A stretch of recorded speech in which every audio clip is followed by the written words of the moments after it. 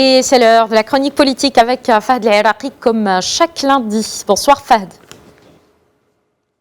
Bonsoir. Alors on parle aujourd'hui d'une éventuelle loi de finances rectificative au Maroc dans ce contexte économique particulier, bien entendu dans ce contexte du Covid-19. Pourquoi déjà cette possibilité ?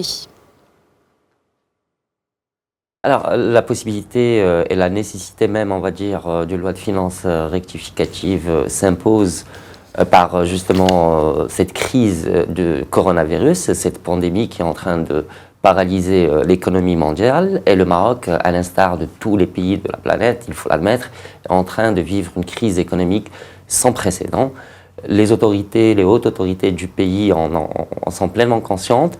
Comme vous l'avez dit au début du journal, le roi Mohamed VI a ordonné la création et la mise en place immédiate d'un fonds de 10 milliards de dirhams dédié justement à faire face aux conséquences de cette pandémie, que ce soit sur le volet sanitaire, c'est-à-dire en matière d'équipement, d'infrastructures et de moyens à mobiliser d'urgence, mais aussi qui entrait aussi au volet, on va dire, de soutien économique aux secteurs sinistrés, les plus sinistrés par ce coronavirus, mais aussi à la préservation de l'emploi, toujours lié justement aux activités qui se retrouvent paralysées par cette pandémie.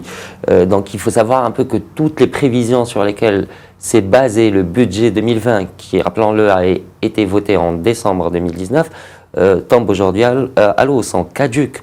À leur tête, il y a ce taux de croissance, par exemple, de 3,7%, qui est dans les prévisions de cette année, mais qui aujourd'hui, il est clair qu'il sera irréalisable. Aujourd'hui, il faut s'attendre à un taux de croissance nettement inférieur.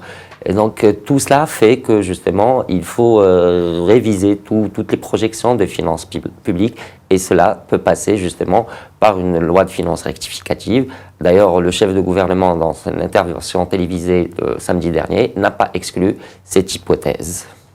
Alors, à quoi devrait servir le nouveau fonds de 10 milliards de dirhams ordonné par le roi Mohamed VI dans ce contexte ? Alors, justement, et le communiqué, comme on l'a dit, il a été très limpide et très clair, le communiqué du cabinet royal. Il parle justement d'un volet justement sanitaire, qui est l'équipement, les infrastructures et les moyens à mobiliser d'urgence sur le volet sanitaire. Donc, une sorte de prise en charge de toutes les dépenses exceptionnelles sanitaires pour faire face à cette pandémie. Et puis, il y a aussi le soutien, comme on a dit, au secteur sinistré, à des secteurs, des activités qui ferment. Il y a des emplois qui vont plus être rémunérés, et qu'il va falloir trouver un moyen un peu quelque part de les soutenir, et de sauvegarder le pouvoir d'achat de cette population. D'ailleurs, sur ce plan économique, vous en avez là encore parlé, c'est ce comité de veille qui s'est réuni aujourd'hui en présence des représentants du gouvernement, des banquiers, du patronat, des chambres de commerce, en fait de tous les opérateurs économiques, pour décider justement des mesures concrètes à mettre en œuvre. Il y en a eu 2 qui ont été décidées, pour ne citer que la suspension des paiements des allocations familiales, comme soutien d'ailleurs aux entreprises, mais il y aura évidemment d'autres mesures qui vont être prises et qui vont être décidées au fur et à mesure en parlant justement d'autres mesures, de la situation. En parlant d'autres mesures, par rapport à la sécheresse, y a-t-il des mesures justement spécifiques qui ont été prises dans ce sens ? Oui, justement, parce que, même le secteur primaire, même l'agriculture marocaine ne vit malheureusement pas sa meilleure année en cette année 2020, avec cette sécheresse, et commencer une des premières conséquences, on va dire, du déficit pluviométrique se ressent, on va dire, chez les éleveurs, parce qu'ils ne trouvent plus de quoi alimenter leur bétail.